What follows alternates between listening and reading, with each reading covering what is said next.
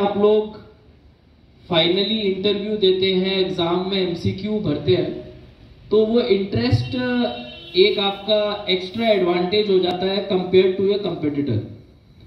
Because competitive exam में फर्क नहीं पड़ता कि एग्जाम में पेपर आसान आया था, पेपर मुश्किल आया था। कई बार लोग कंप्लेंट करते हैं सर पेपर बड़ा मुश्किल था, तो वो पेपर मुश्किल तो सबके लिए था। कॉम्पिटिटिव एग्जाम में रैंक मैटर करता है कि आप अपने कंपेटिटर के कंपैरिजन में कहां पर खड़े हैं।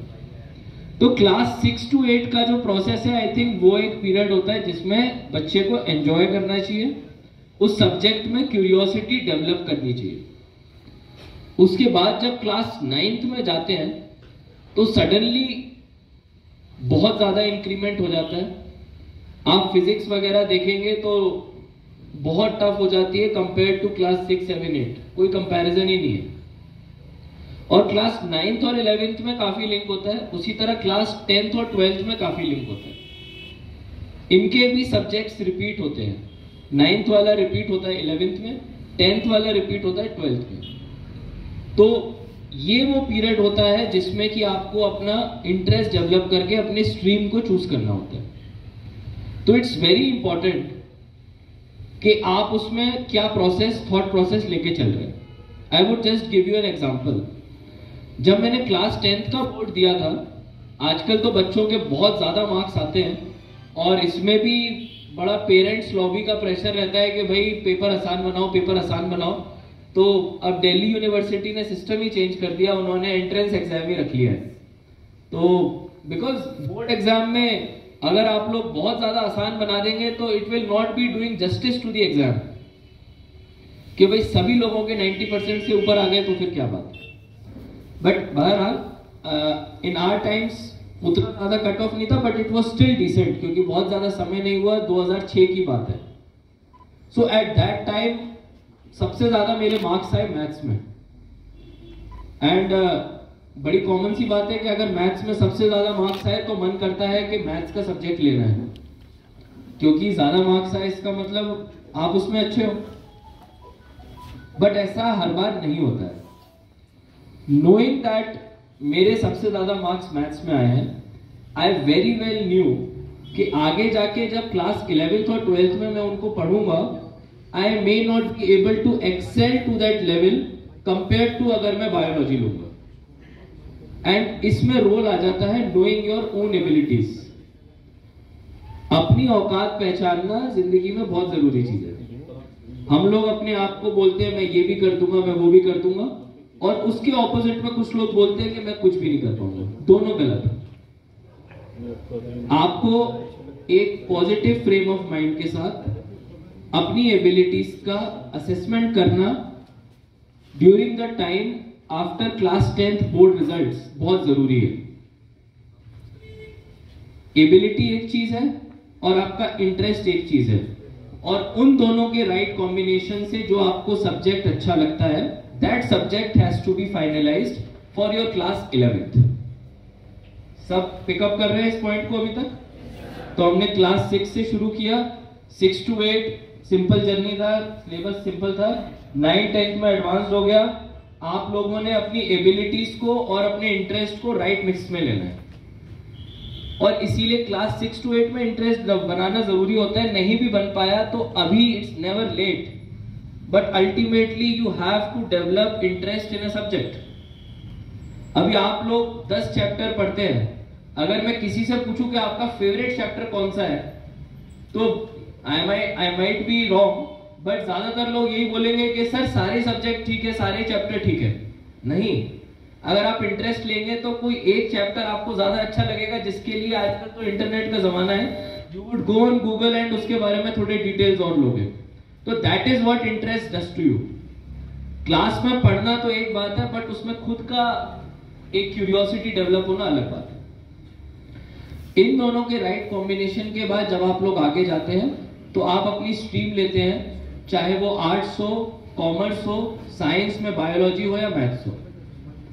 एक चीज मैंने जो देखी, और ये चीज समहाउ रिमोट एरियाज में ज्यादा होती है, प्रोबेबली बिकॉज हमारे जो सेंट्रल यूनिवर्सिटीज हैं उनमें आर्ट्स के सब्जेक्ट्स बहुत एडवांस्ड और बहुत अच्छे हैं, कि हमारे यहाँ एक पेरेंट्स का बायस रहता है टुवर्ड्स साइंस। हर पेरेंट को चाहिए कि भाई तुम साइंस का सब्जेक्ट उठाओ। वाई? कितने बड़े बड़े डिप्लोमैट्स, कितने बड़े बड़े बिजनेसमैन कॉमर्स और आर्ट के सब्जेक्ट में अच्छी अच्छी यूनिवर्सिटीज से पढ़ के they are earning far more than any doctor और इंजीनियर।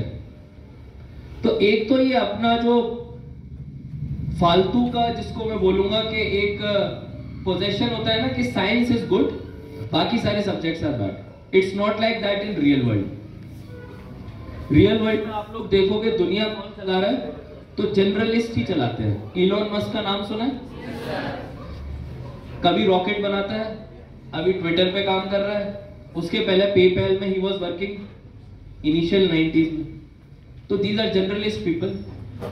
इन्वेस्टमेंट बैंकर्स कौन होते हैं? These are the people who manage money stocks में इन्वेस्ट करके, प्रॉपर्टीज में, गोल्ड में, हर जगह पे। तो दीज आर द पीपल जिन्होंने कॉमर्स में बैकग्राउंड लिया होता है। सिविल सर्वेंट कई सारे आर्ट्स के बैकग्राउंड के होते हैं, प्रोफेसर्स बनते हैं, सिविल सर्वेंट्स बनते हैं, टीचर्स बनते हैं, द लिस्ट इज एंडलेस। तो हमको ये फॉल्स नोशन अपने माइंड में नहीं रखना कि साइंस ऊपर है और आर्ट्स नीचे है। इंटरेस्ट वाला बच्चा अच्छे मार्क्स लाने के बाद भी आर्ट्स का सब्जेक्ट लेगा, प्रोवाइडेड ही श्योर कि उसको करना क्या है। So that clarity has to be there after class 10।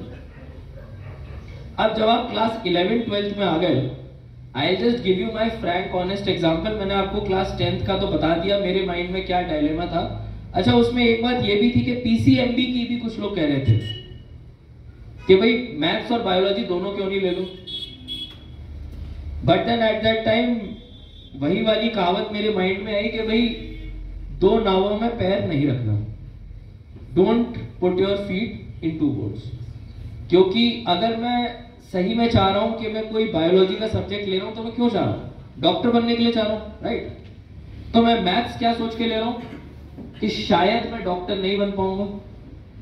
तो अगर मैं अभी से ही अपने आप को डाउट कर रहा हूं और उसकी वजह से एक एडिशनल सब्जेक्ट मुझे पढ़ना पड़ेगा which will hamper my preparation, तो even before starting the journey I am making things difficult for myself. इसका मतलब ये नहीं है कि सभी स्टूडेंट्स के लिए पीसीएमबी एक खराब चॉइस है।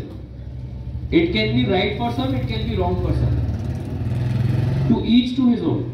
सबके लिए अपना अपना सॉल्यूशन है। आप लोगों को खुद देखना है, पेरेंट्स से डिस्कस करना है, टीचर से करना है और फ्रेंड से करना है। तो इसीलिए मैंने सिर्फ बायोलॉजी लिया, बिकॉज आई वाज श्योर कि अगर मैं मैथ्स भी लूंगा तो my medical preparations will hamper. I was in Mathura, you know, Kishtwar से थोड़ा बड़ा टाउन है बट स्टिल मेट्रो सिटी नहीं है, कोई इतनी बड़ी जगह नहीं है। तो वहां पे I started a tuition physics, chemistry, biology का, क्योंकि वही मेडिकल के सब्जेक्ट्स होते हैं। After starting that for a period चीजें चली, बट आई न्यू कि यहाँ पे उस तरह के ट्यूटर्स मुझे नहीं मिल पाएंगे, वो आपको समझ में आने लग जाता है। बट बावजूद इसके, क्योंकि जो आपके पास अवेलेबल है, you have to make the most of it. और हमारे टाइम पे ऑनलाइन क्लासेस का कॉन्सेप्ट नहीं था, एवरीथिंग वाज ऑफलाइन। सो उस टाइम पे फिर मैंने ज्वाइन किया उस कोचिंग को, वहाँ पे 1 साल का ट्यूशन रहा। फिर उसके बाद वो अच्छा नहीं लगा तो 12th में किया। अब उसमें ये रहता है कि कॉम्पिटिटिव एग्जाम और क्लास 12th का बोर्ड एग्जाम एक टोटली डिफरेंट सिनेरियो है, कोई लिंक नहीं है। कई बार पेरेंट्स कंफ्यूज हो जाते हैं और आप लोग देखेंगे कई बच्चे होते हैं जो बोर्ड एग्जाम में बहुत अच्छा परफॉर्म करते हैं, जैसे ही कॉम्पिटिटिव एग्जाम आता है फ्लैट।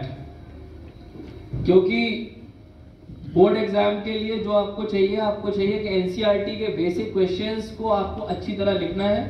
आपकी राइटिंग स्किल्स बहुत मैटर करती है। कॉम्पिटिटिव एग्जाम में सारा ऑब्जेक्टिव खेल है, आप लोगों को एमसीक्यू भरने हैं, आपके पास टाइम भी कम होता है, प्लस क्योंकि कॉम्पिटिटिव है तो दूसरे वाले ने कैसे किया वो भी इक्वली मैटर करता है, आपने कैसे किया उसके कंपैरिजन में, क्योंकि कट ऑफ उसी से डिसाइड होता है। कट ऑफ बड़ी इंपॉर्टेंट चीज है। तो ठीक है, तो क्लास 12th में मार्क्स आ गए, आई टॉप दी स्कूल, ठीक है, एवरीथिंग वाज फाइन। बट जब मैंने कॉम्पिटिटिव एग्जाम में, पीएमटी में एग्जाम में अपियर हुआ, आई कुड नॉट क्लियर इट। और वो बड़ा सेटबैक होता है। आपने तैयारी की हो ना की हो, आपको पता हो कि आपको ईयर ड्रॉप लेना है या नहीं लेना है, कोई भी एग्जाम में आप फेल होते हो तो एक मन को दुखी तो होता है, मतलब इट हर्ट्स योर ईगो, है ना, कि यार किसी ने मेरे को नीचे दिखा दिया, द एग्जाम हैज फेल्ड मी, और रादर आई हैव अच्छा खासा घूमा, कोई रिग्रेट नहीं है, बट ठीक है, पता था कि शायद थोड़ा बेटर तरीके से तैयारी करता, शायद उतना नहीं घूमता, तो probably things would have been better. तो वो एक ऑनेस्ट असेसमेंट था। उस समय इतना ध्यान नहीं रहता है कि भाई चलो ठीक है, दोस्त ने बोल दिया, एंजॉय कर लेते हैं। आई वुड नेवर से कि अपने आप को बुकवर्म बनाना है। You should meet friends, you should have a good social circle. आप लोग देखते हैं कोटा में all of you are decently adults.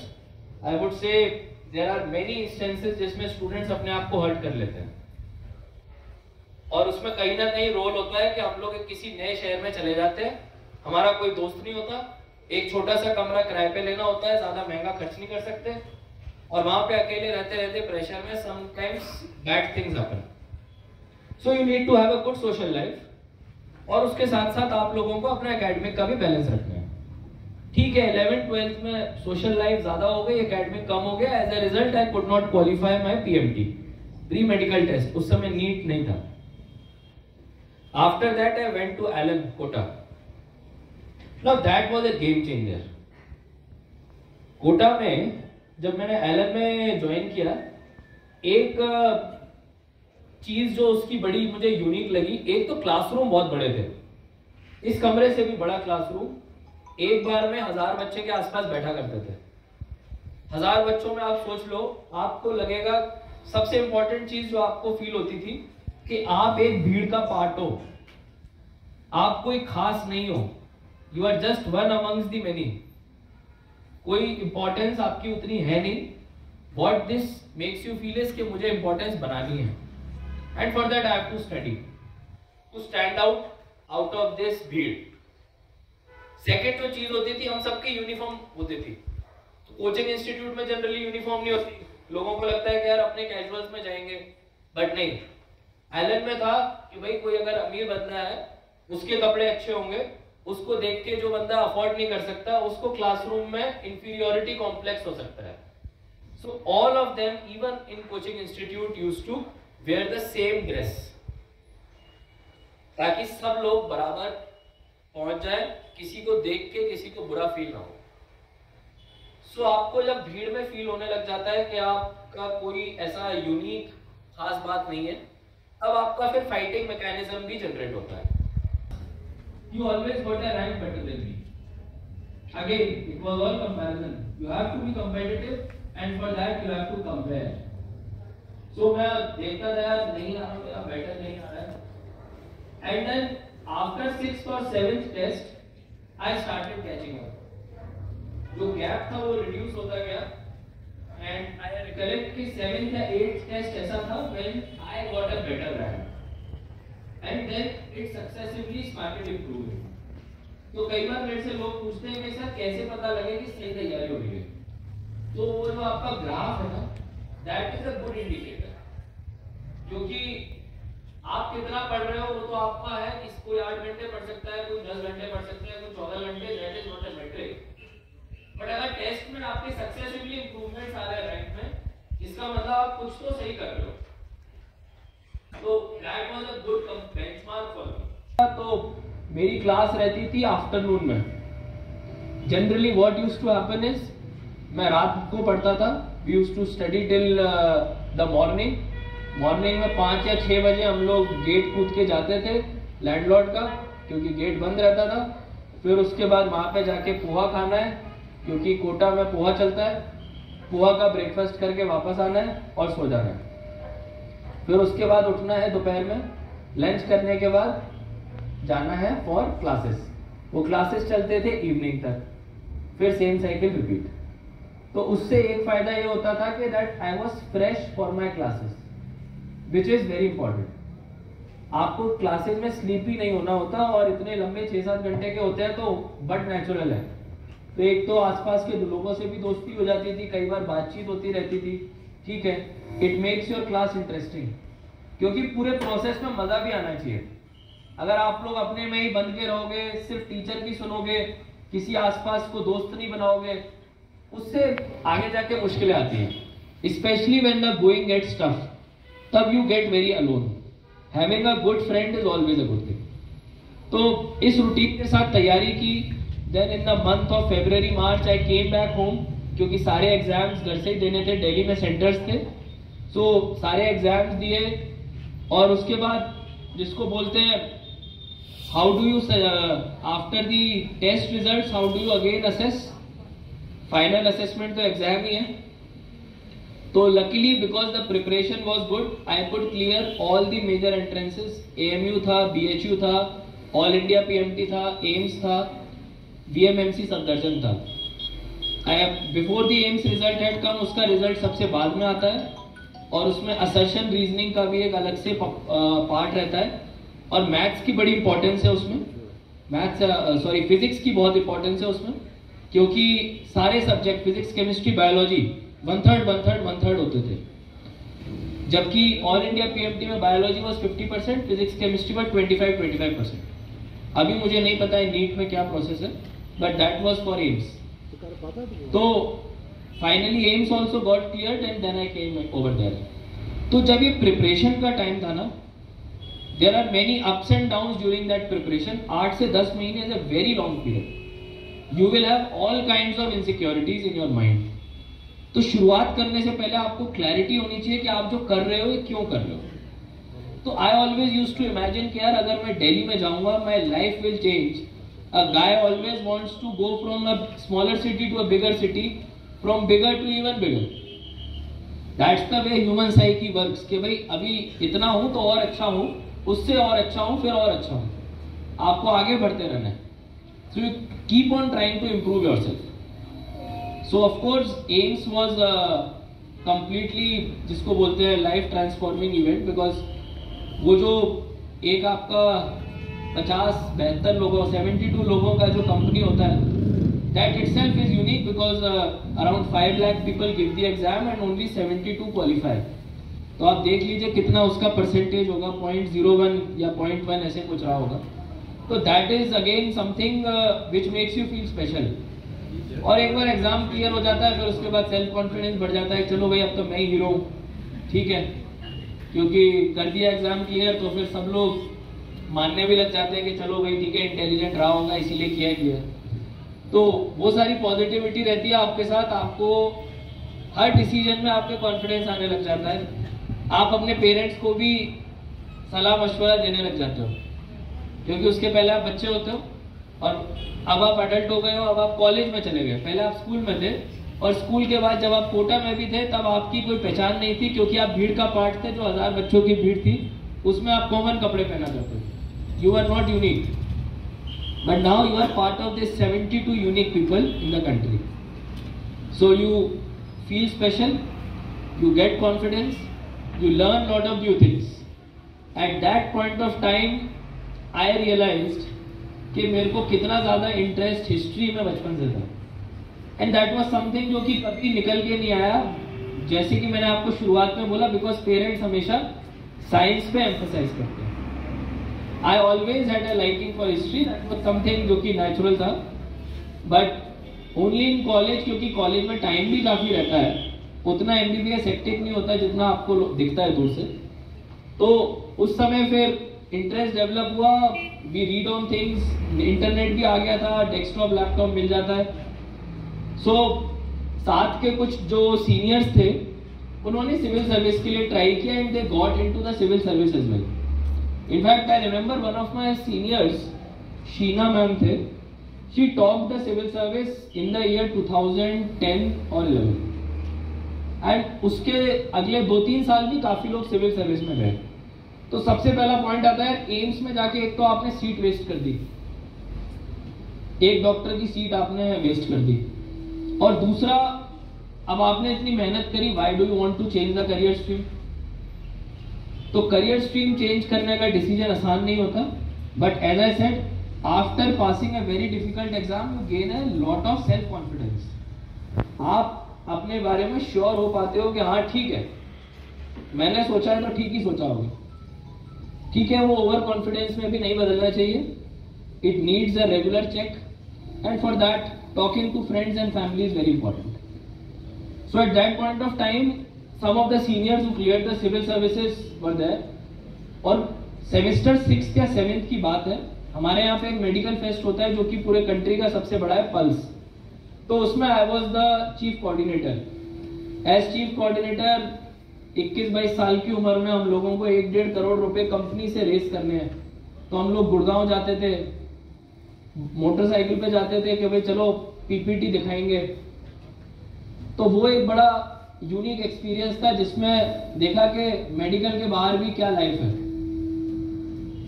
और उस एक्सपीरियंस ने, उस कॉलेज फेस्ट को कराने के एक्सपीरियंस ने एक मौका दिया सोचने को अदर ऑप्शंस के बारे में भी.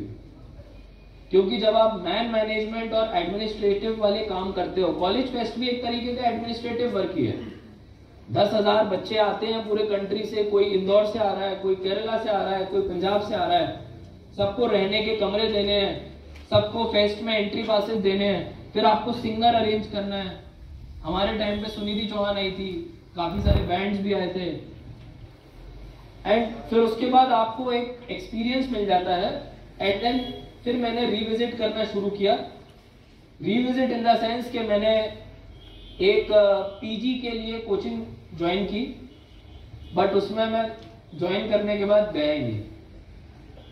तो एक तो ये हो गया कि पैसे तो थोड़े बहुत ही रिफंड हुए, एक तो नुकसान हो गया.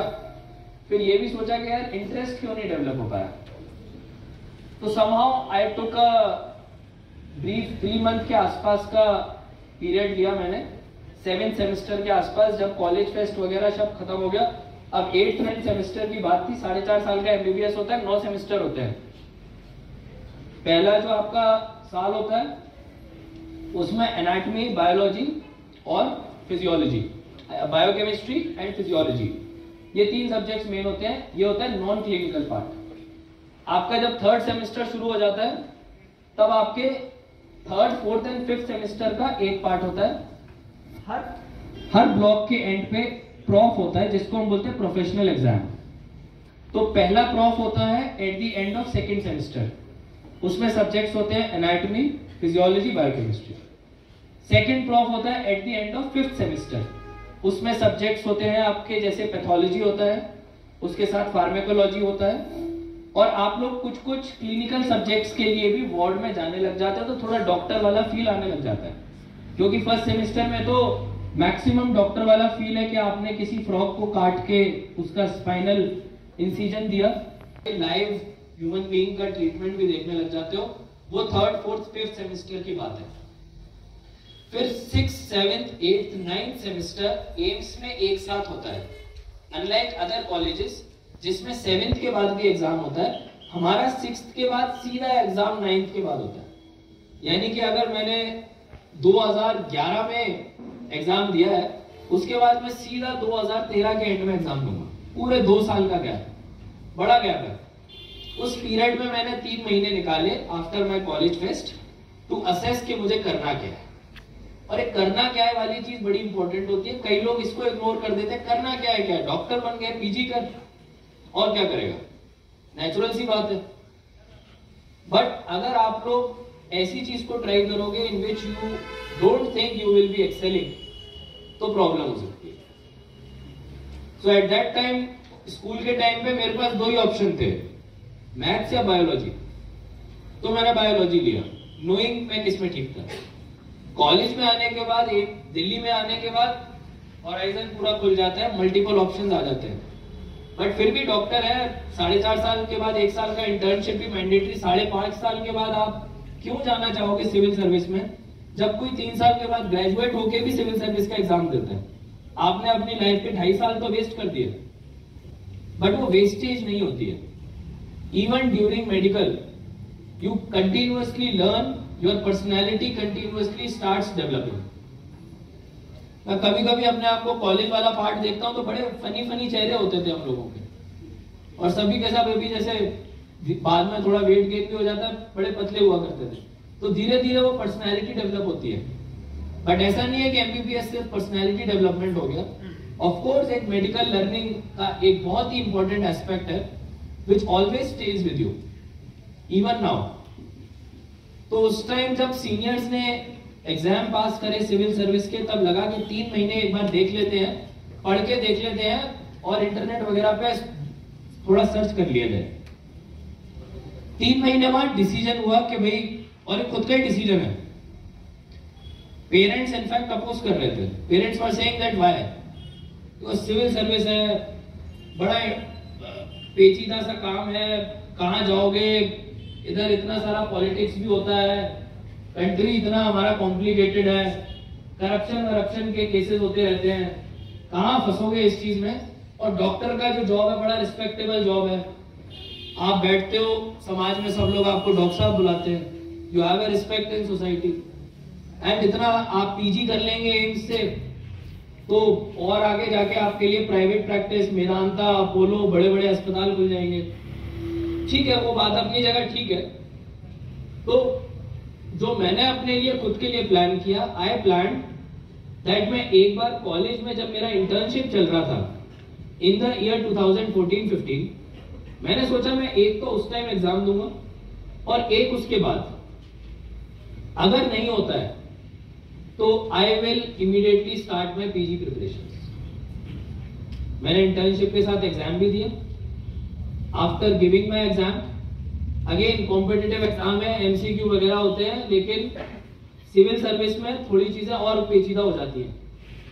एक तो आपका पहला प्रीलिम्स होता है, वो तो एमसीक्यू है, लेकिन जो मेंस है वो सब्जेक्टिव है, और तीसरा वाला इंटरव्यू है। तो यानी कि एक पर्सन के तीनों एस्पेक्ट आपने टेस्ट कर लिए। आपने एमसीक्यू भी भरवा लिए, आपने उससे कागज में लिखने की एबिलिटी भी सीख ली, और आपने उससे वर्बली पूछ भी लिया, भाई बोल के दिखाइए, let me see how you Impress. आपको क्या पता है दुनिया के बारे में, दुनिया चलती कैसे है, आपकी जानकारी देख लेते हैं। तो तीनों चीजें ओवरऑल पर्सनैलिटी पर्सन की असेस हो जाती है। अब ऐसे में एक एग्जाम जो इंटर्नशिप के साथ दिया मैंने, उसमें एक मेरे से गलती ये हो गई कि जो ऑप्शनल क्या मेरा सब्जेक्ट था, मेडिकल साइंस ही था, तो उसमें मैंने इंस्ट्रक्शन सही से नहीं पढ़े। और ये बहुत जरूरी चीज है, हम लोग ओएमआर शीट एकदम खोल के सीधा आंसर राइटिंग पे चले जाते हैं, बिल्कुल टाइम नहीं लगाते शुरू करने में। लगाना चाहिए। शुरुआत में अपनी शीट पे रोल नंबर वगैरह सही से लिख रहे हैं कि नहीं, अगर सब्जेक्टिव पेपर है मार्जिन्स वगैरह सही से लग रहे हैं कि नहीं, करने चाहिए। मेरे से जो गलती हुई उसने मेरे को एक पूरा एग्जाम का नुकसान करा दिया। और वो क्या गलती हुई कि मैंने अपने मेडिकल के एग्जाम में नहीं पढ़ा कि 8 में से केवल 5 क्वेश्चन करने थे, मैंने 8 क्वेश्चन कर डाले। अब समय तो उतना ही है, 3 घंटे का समय, 3 घंटे के 2 पेपर है, 3 घंटे 3 घंटे, आप उसमें 8 क्वेश्चन कर रहे हो जिसमें 5 करने हैं।